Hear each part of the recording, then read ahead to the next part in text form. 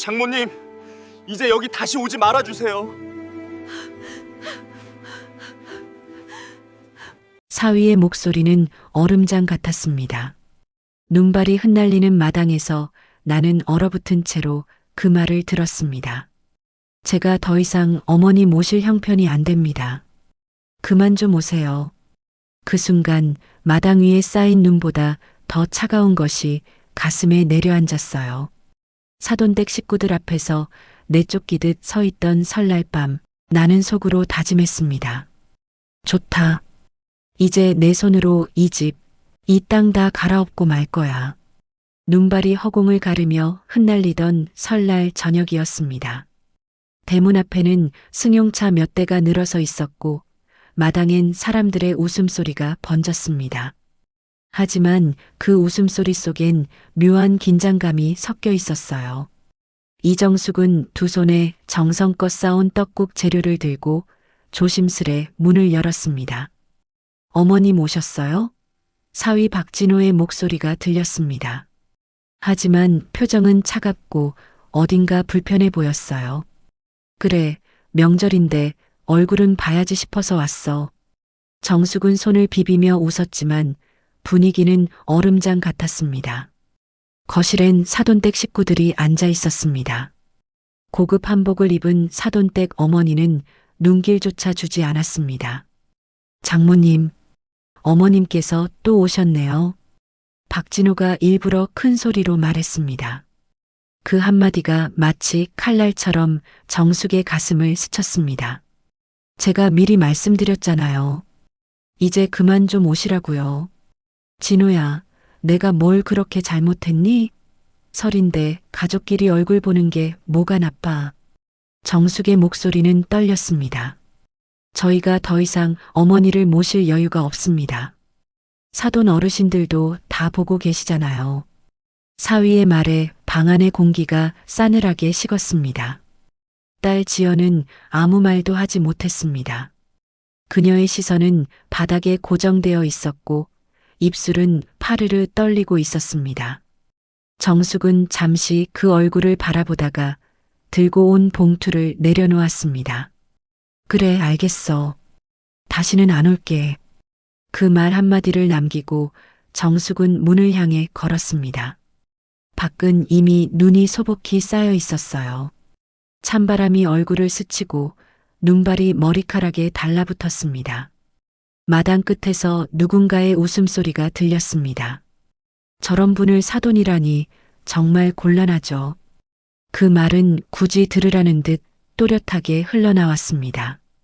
정숙은 잠시 걸음을 멈췄습니다. 그리고 천천히 고개를 들었습니다. 하늘에선 하얀 눈이 끝없이 내리고 있었어요. 그 눈빛 속에서 그녀의 눈동자는 서서히 단단해지고 있었습니다. 그래, 이제 다 끝이구나. 이젠 나 혼자 살아야겠네. 그녀는 작게 중얼거리며 발걸음을 돌렸습니다.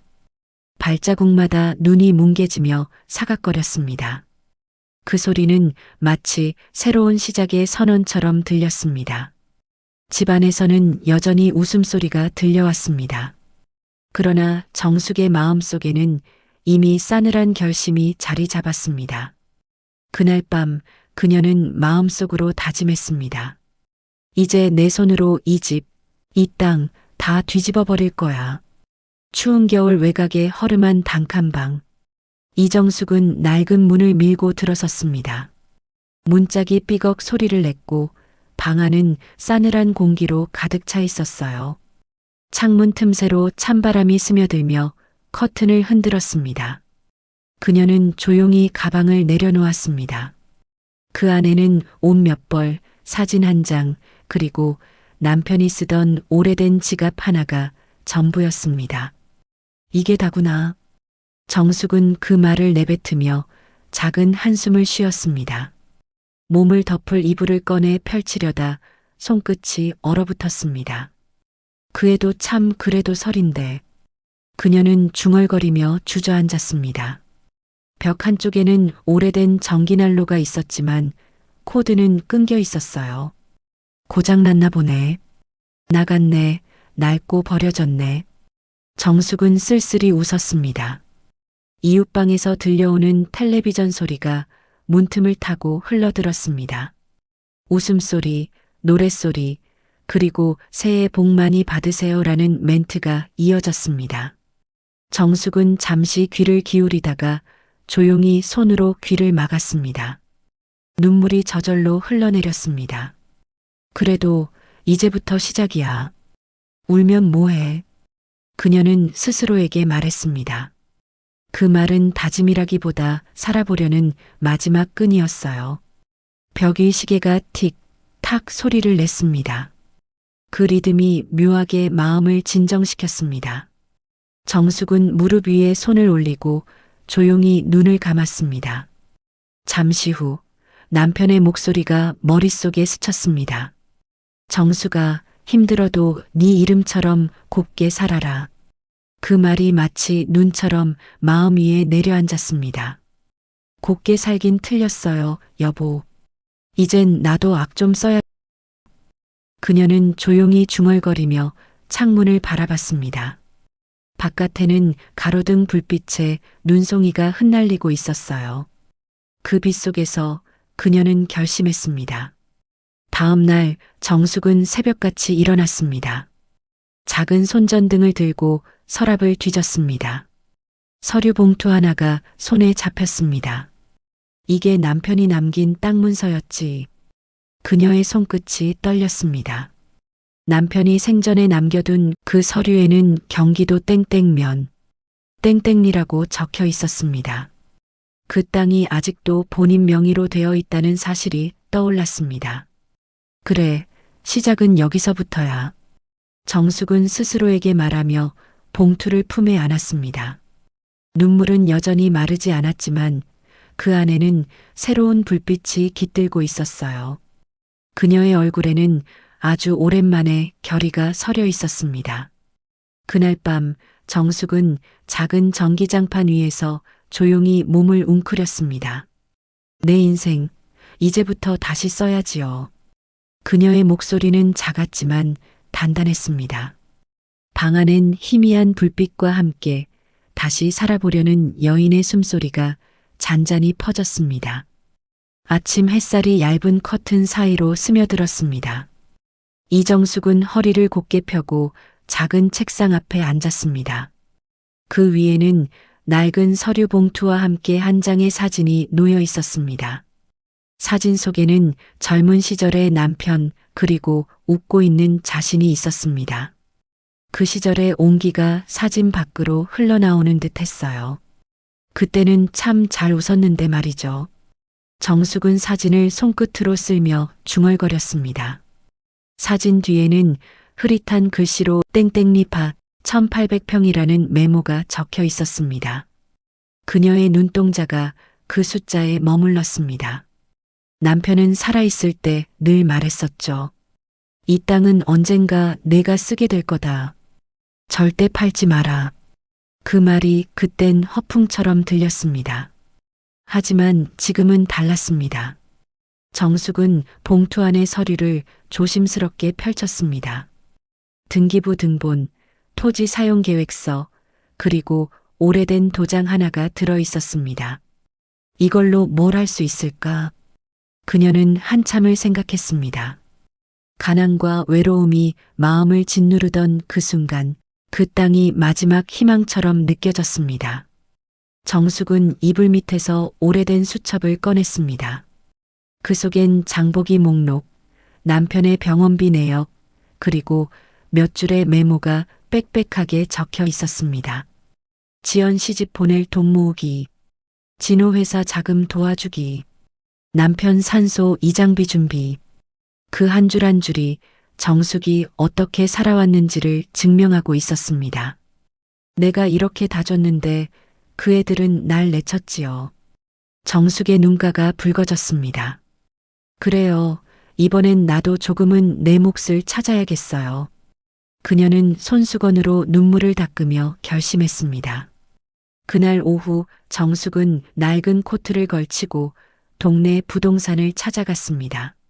문을 열자 젊은 중개인이 놀란 눈으로 쳐다봤습니다. 할머니, 어디서 오셨어요?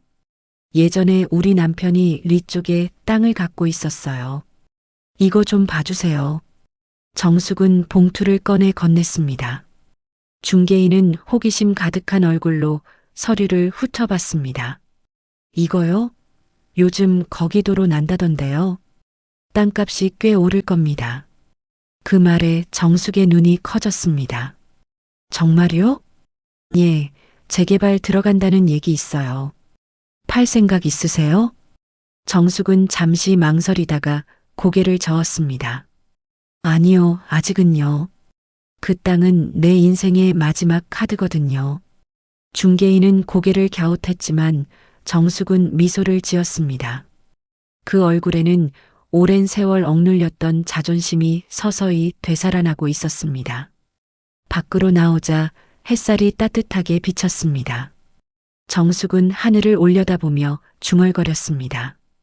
여보, 이제 당신 말이 맞았네요. 그 땅이 내 인생을 다시 살게 해줄지도 모르겠어요. 그녀는 봉투를 품에 꼭 안고 느린 걸음으로 길을 걸었습니다. 그 길 위로 낙엽이 바람에 흩날렸습니다.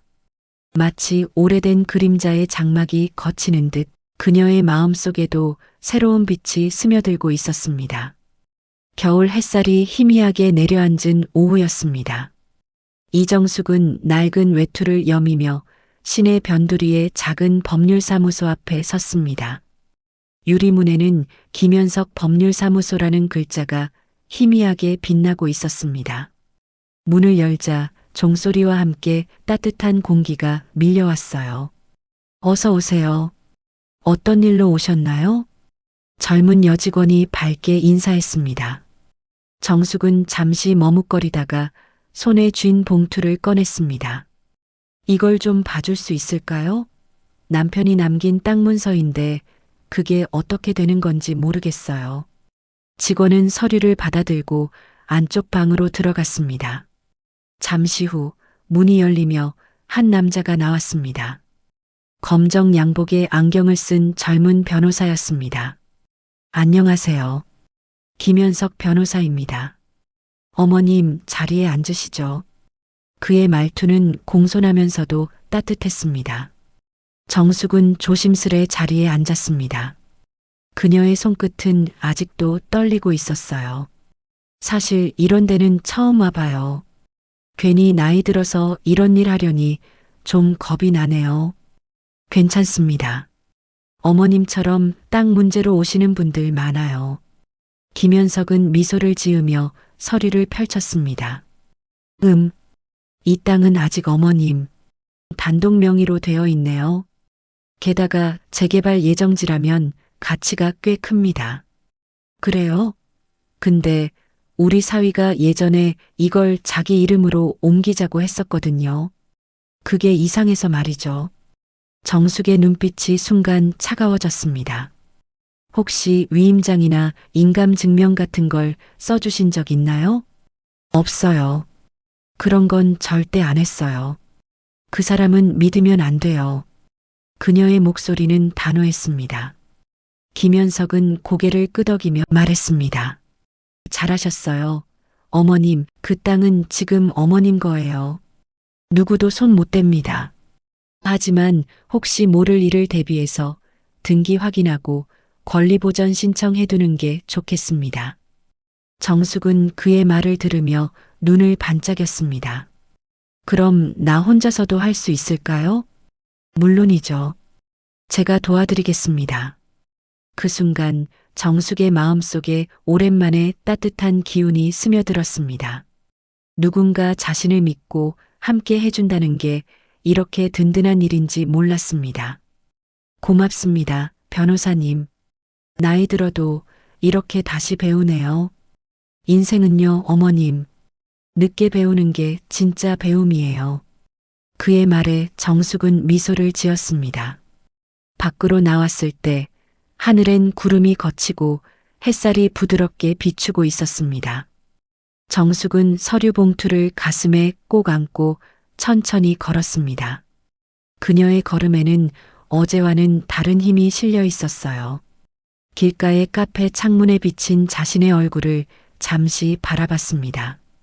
주름진 얼굴, 세월의 흔적이 깊게 패여 있었지만 그 안에는 새로 태어난 듯한 빛이 깃들어 있었습니다. 여보, 이제 나도 나를 지켜보려 해요. 더는 누구 밑에 서지 않을 거예요. 그녀의 목소리는 작았지만 단단했습니다. 그날 밤 정숙은 오랜만에 숙면을 취했습니다. 이불 속에서 손을 모으며 속삭였습니다. 이젠 시작이에요. 진짜로. 며칠 후 회색 구름이 낀 늦은 오후였습니다. 이정숙은 두꺼운 외투를 여미며 부동산 사무실 앞에 섰습니다. 유리문 안쪽에서는 누군가 계산기를 두드리는 소리가 들렸습니다. 어서 오세요, 어르신. 지난번 만났던 젊은 중개인이 반갑게 맞이했습니다. 그때 얘기했던 땡땡리 땅, 그거 아직 안 팔렸죠? 네, 아직이요. 근데 요즘 거기 문의가 많아요. 도로공사 들어간다고 소문이 나서요. 정숙은 잠시 생각에 잠겼습니다. 그럼 그 근처 땅 좀 더 알아봐 줄래요? 다른 쪽에서 관심 있는 사람 있을지도 모르잖아요. 네, 알겠습니다. 혹시 팔 생각이신가요? 팔진 않을 거예요. 다만 누가 눈독 들이는지 보고 싶어서요. 그녀는 미소를 지었지만 그 웃음 뒤에는 단단한 의지가 숨어 있었습니다. 며칠 뒤 중개인은 흥분한 목소리로 전화를 걸었습니다. 어르신, 거기 땅 경쟁회사에서 사겠대요. 현금으로 바로 가능하답니다. 정숙의 눈빛이 반짝였습니다. 그 회사 이름이 뭐라고요? 한강개발이요. 사위분 회사랑 경쟁 관계라던데. 정숙은 잠시 말이 없었습니다. 그리고 아주 천천히 미소를 지었습니다. 그래요. 그쪽이 사겠다면 그쪽에 넘기지요. 다음 날 계약서에 도장을 찍는 순간 정숙의 손끝이 약간 떨렸습니다. 하지만 그 떨림은 두려움이 아니라 새로운 힘이었습니다. 중개인이 물었습니다. 어르신, 이거 팔면 큰 돈 들어와요. 혹시 사돈댁에서 뭐라 안 하시겠어요? 정숙은 고개를 저었습니다. 그 집은 이젠 나랑 상관없어요. 내 이름으로 된 땅이니까 내 마음대로 하는 거죠. 그녀는 계약금을 받고 자리에서 일어났습니다. 사무실 밖으로 나가자 찬바람이 불었지만 마음속엔 이상하게 따뜻한 열기가 돌았습니다. 손에 쥔 봉투가 묵직했습니다. 그 무게는 단순한 돈의 무게가 아니라 자신이 되찾은 존엄의 무게였습니다. 며칠 뒤 뜻밖의 소식이 들려왔습니다. 사위 박진호의 회사가 갑작스러운 계약 손실로 큰 타격을 입었다는 이야기였습니다. 신문 기사의 한 줄이 그녀의 눈에 들어왔습니다. 땡땡리 부지, 한강개발이 선점. 정숙은 조용히 웃었습니다. 이제야 조금 속이 시원하네요. 그녀는 차분히 차를 한 모금 마셨습니다. 그때 전화벨이 울렸습니다. 딸 지연이었습니다. 엄마 혹시 리 땅 팔았어요? 정숙은 잠시 침묵하다가 말했습니다. 그래, 팔았지. 왜? 진호가 그거 자기 회사에서 계약하려고 했는데 엄마가 그걸 넘기면 그럼 세상은 그렇게 돌아가는 거지. 늦게 배운 인생 공부랄까? 지연은 아무 말도 하지 못했습니다. 전화기 너머로 들려오는 침묵이 오래 이어졌습니다.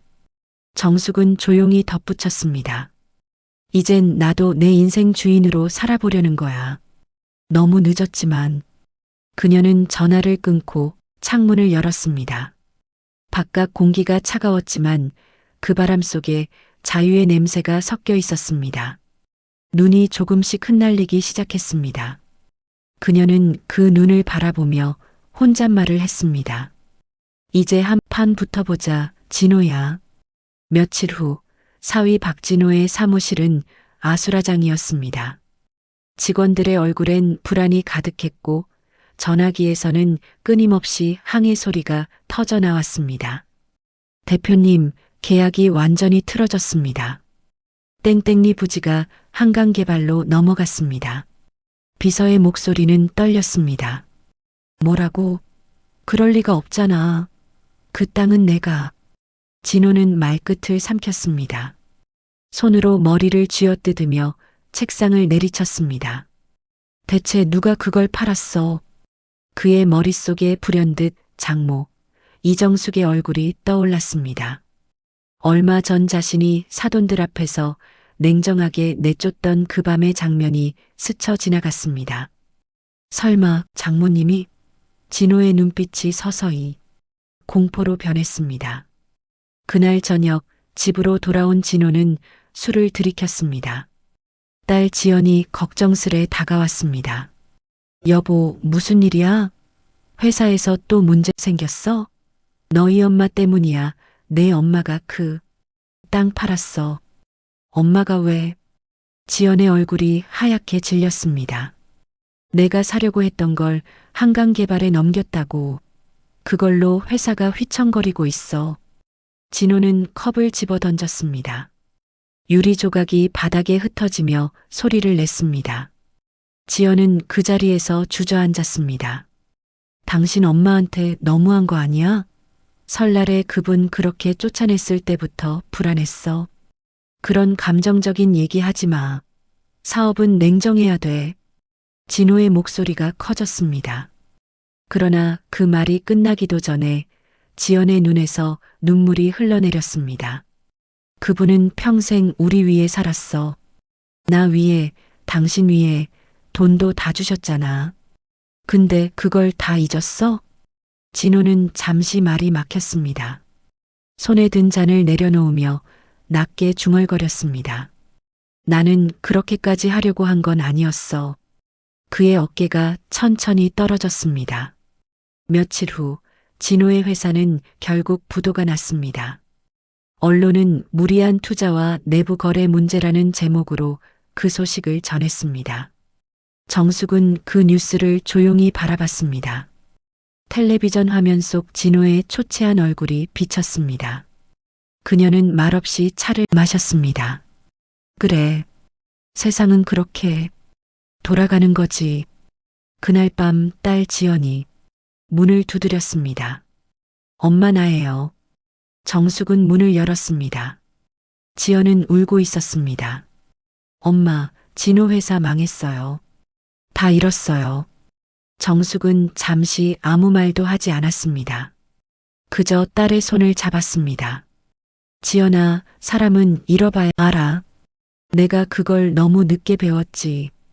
지연은 울음을 터뜨리며 어머니 품에 안겼습니다. 그 품은 따뜻했지만 예전처럼 흔들리지 않았습니다. 그날 밤 정숙은 창문을 열었습니다. 멀리 도시의 불빛이 깜빡이고 있었습니다.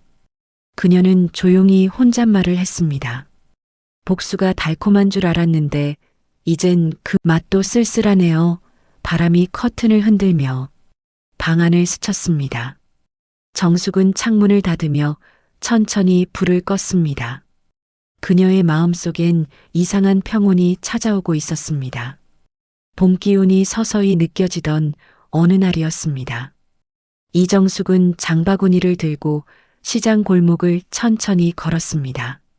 한겨울 동안 움츠러들었던 몸과 마음이 조금씩 풀리는 듯 했어요. 바람에는 봄 냄새가 섞여 있었습니다. 어르신, 요즘 얼굴이 좋아지셨어요. 채소가게 주인이 활짝 웃으며 인사했습니다. 그래요? 나도 몰랐는데요. 정숙은 부드럽게 웃었습니다. 그 웃음엔 지난 겨울의 쓸쓸함이 아닌 오랜만에 평온이 배어 있었어요. 시장 사람들은 요즘 자주 정숙의 이야기를 했습니다. 그분 혼자서 땅 팔아서 돈 벌었다더라. 사위가 그거 몰래 노리다가 망했다던데? 아휴, 세상 일 참 돌고 도는 거야. 사람들의 목소리엔 놀라움과 존경이 섞여 있었습니다. 정숙은 그런 말들을 그냥 흘려들었습니다. 이제는 누가 뭐라 해도 흔들리지 않았어요. 오히려 그 소문 덕에 동네 사람들 몇몇이 찾아와 법률 상담을 부탁하기도 했습니다. 할머니, 저희 땅도 좀 봐주실 수 있을까요? 아니요. 나는 변호사가 아니라 그저 경험자예요. 하지만 조심해야 할 건 알려드릴게요. 그녀는 웃으며 차 한 잔을 내어주었습니다. 그날 오후 집 앞 벤치에 앉은 정숙은 따뜻한 햇살을 받으며 생각에 잠겼습니다. 지나가는 아이들이 뛰어가며 인사했습니다. 할머니, 안녕하세요. 그래, 학교 잘 다녀와. 그녀의 목소리는 어느새 부드럽고 단단한 어른의 것이 되어 있었습니다. 하지만 마음 한켠에는 여전히 공허함이 자리하고 있었습니다. 돈도 명예도 다 얻었는데 왜 이렇게 조용할까? 그녀는 스스로에게 물었습니다. 그때 마을 어귀에서 낯익은 그림자가 보였습니다. 딸 지연이었습니다. 지연은 조심스럽게 다가와 어머니 앞에 앉았습니다. 엄마 요즘 소문 많이 돌아요. 다들 엄마 대단하다고 해요. 정숙은 미소를 지었습니다. 소문이란 게 그래. 좋을 땐 다들 몰려오고 힘들 땐 다 사라지지. 그래도 나, 엄마, 자랑스러워요. 그 말에 정숙은 잠시 말을 잃었습니다. 지연아, 인생은 결국 자기 발로 일어나는 거야. 누구도 대신 안 일으켜줘. 엄마 이제 진호도 후회하고 있어요. 정숙의 눈빛이 잠시 흔들렸습니다. 하지만 곧 차분하게 고개를 끄덕였습니다. 그래. 누구든 후회는 늦게 오지. 하지만 그 늦은 후회도 배우는 거야. 그날 저녁 정숙은 집으로 돌아와 촛불 하나를 켰습니다. 작은 불빛이 방 안을 환하게 비추었습니다. 그녀는 혼잣말처럼 중얼거렸습니다. 이제 복수는 끝났어요. 남은 건 내 마음을 다시 세우는 일뿐이죠. 창문 밖으로 봄바람이 살짝 불었습니다. 그 바람 속엔 꽃향기가 섞여 있었어요. 정숙은 눈을 감고 조용히 숨을 들이마셨습니다. 그녀의 얼굴엔 오랜 세월을 이겨낸 사람만이 지을 수 있는 잔잔한 미소가 번졌습니다. 밤은 고요했습니다. 탁자 위에는 흰 종이 한 장과 만년필이 놓여 있었습니다. 이정숙은 조용히 앉아 펜을 들었습니다. 등 뒤로 스탠드 불빛이 희미하게 비추었고 벽시계 초침 소리만 방 안을 채우고 있었어요. 지연아, 엄마가 편지를 쓰는 건 정말 오랜만이네. 첫 줄을 쓰며 그녀는 미소를 지었습니다. 내가 어릴 때 학교 소풍 가던 날 도시락에 쪽지를 넣어주던 게 마지막이었지. 그 기억이 떠오르자 눈가가 살짝 젖었습니다. 정숙은 펜끝을 잠시 멈추고 숨을 고르더니 천천히 글을 이어갔습니다. 지연아, 사람은 누구나 젊을 땐 다 자식 위에 산다고 하지. 그런데 나이 들어보니 그게 얼마나 외로운 일인지 알겠더라. 너희가 잘 되길 바라던 마음이 어느새 내 존재를 다 태워버렸더구나. 그래서 이제야 깨달았어. 사랑도 희생도 때로는 적당히 해야 한다는 걸. 그녀의 손끝이 떨렸습니다. 펜촉에서 잉크가 번졌지만 닦지 않았습니다. 그 눈물 자국도 이제는 편지의 한 부분이었어요. 진호가 나를 내쫓던 그날 나는 부끄러웠지만 동시에 해방이었어. 누군가의 장모, 누군가의 어머니가 아니라 그냥 나 이정숙으로 돌아온 거니까. 그날 이후 나는 처음으로 나 자신을 위해 살기 시작했단다. 정숙은 잠시 펜을 내려놓고 창밖을 바라봤습니다. 달빛이 부드럽게 쏟아져 내리고 있었습니다. 여보, 나 이제야 당신 말뜻을 알아요. 그녀는 조용히 웃었습니다. 지연아, 엄마는 복수한 게 아니야. 다시 살아보려 한 거야. 사람은 밟혀봐야 일어서 보려는 마음이 생긴다는 걸. 이제서야 알겠어. 그녀는 마지막 문장을 천천히 써내려갔습니다. 너는 엄마처럼 살지 말아라. 사랑하되 잃지 말고, 베풀되 무릎 꿇지 말고, 엄마는 이제 평안하단다. 그리고 내가 미워했던 그 사위도 이제 용서할 수 있을 것 같구나. 정숙은 펜을 내려놓았습니다. 한참을 바라보다가 조용히 편지를 접었습니다. 흰 봉투 위에 지연에게라는 글씨를 또박또박 썼습니다. 그녀는 봉투를 가슴에 꼭 안고 속삭였습니다. 이제 됐어. 내 할 말은 다 했어. 창밖에서는 봄비가 부드럽게 내리고 있었습니다.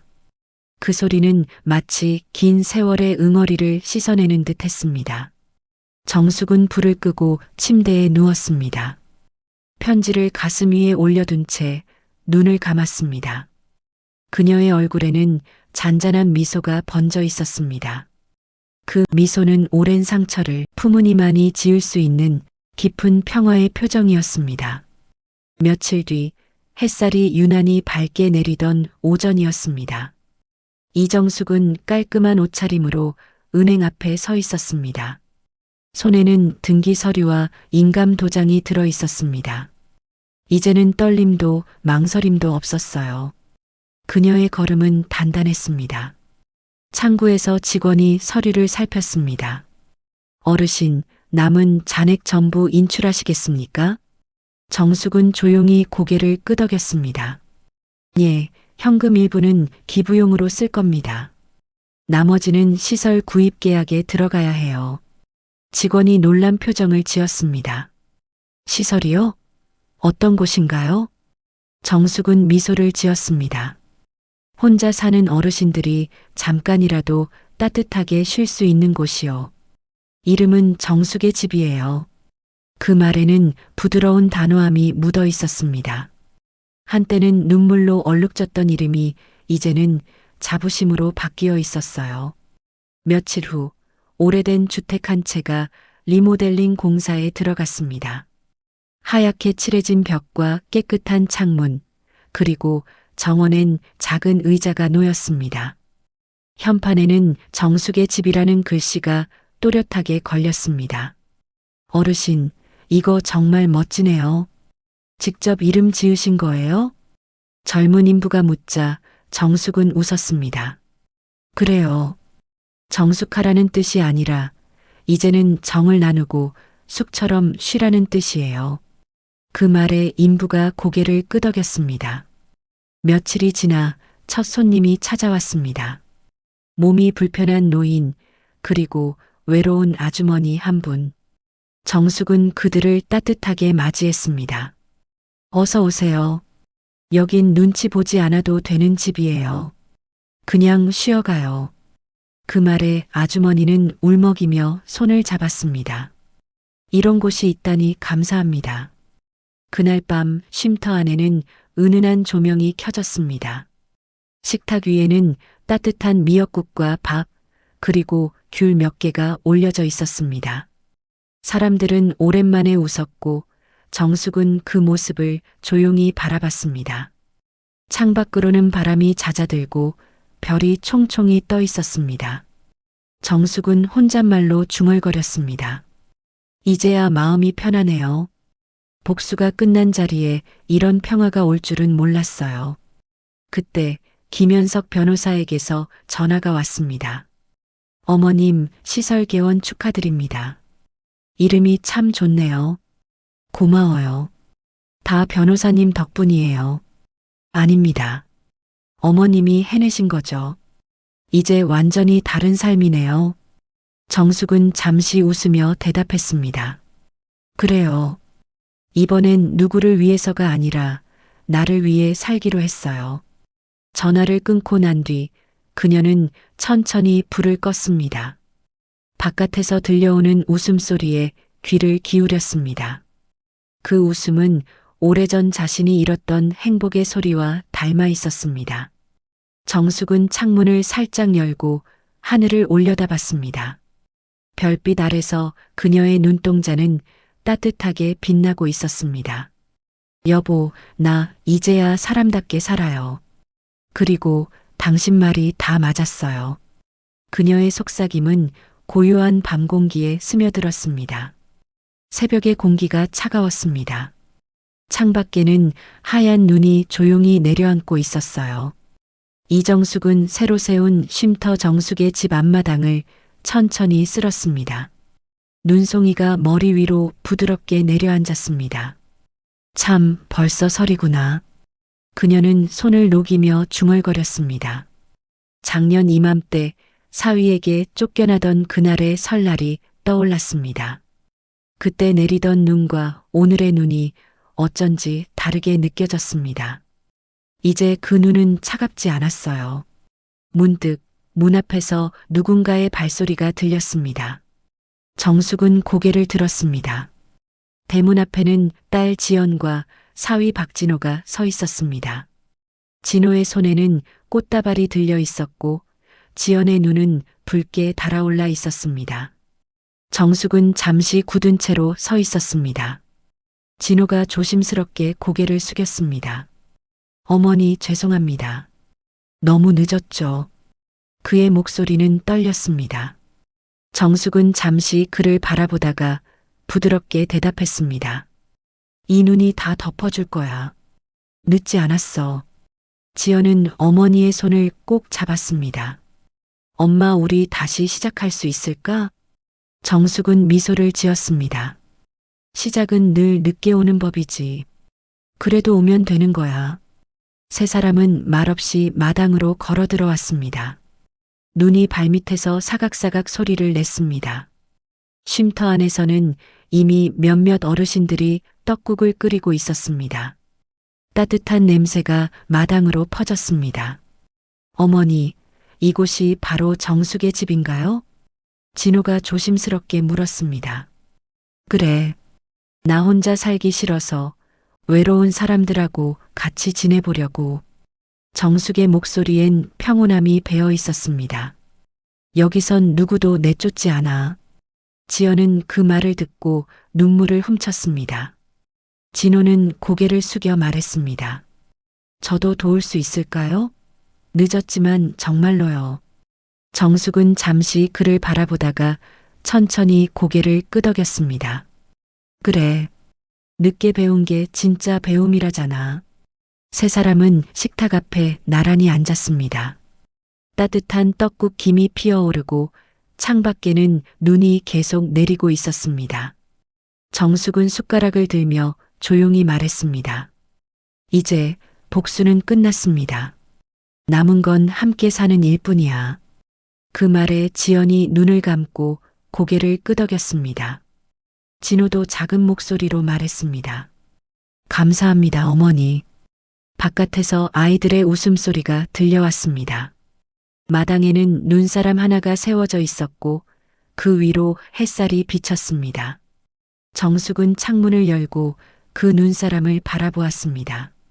눈부신 하얀 세상 속에서 그녀의 얼굴에는 평화로운 미소가 떠올랐습니다.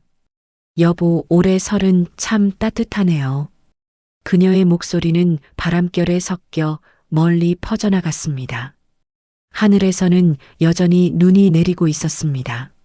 하지만 이번 눈은 추위가 아니라 용서와 새 출발의 상징이었습니다. 그날 정숙의 집 앞에 내린 눈은 오랫동안 녹지 않았습니다. 그 하얀 세상 속에서 이정숙의 새로운 인생이 조용히 피어나고 있었습니다. 창문 밖으로 눈이 조용히 내리고 있었습니다. 이정숙은 웃으며 떡국 한 숟갈을 들었습니다. 그 순간 그녀의 눈가에 맺힌 눈물이 반짝였어요. 올해 설은 참 따뜻하네. 그녀의 목소리가 잔잔히 번졌습니다. 이야기가 마음에 닿았다면 구독과 좋아요, 알림 설정, 댓글 달아주세요. 또 다른 인생 이야기로 찾아오겠습니다. 들어주셔서 감사합니다. 여러분의 인생에도 따뜻한 설날이 오길 바랍니다.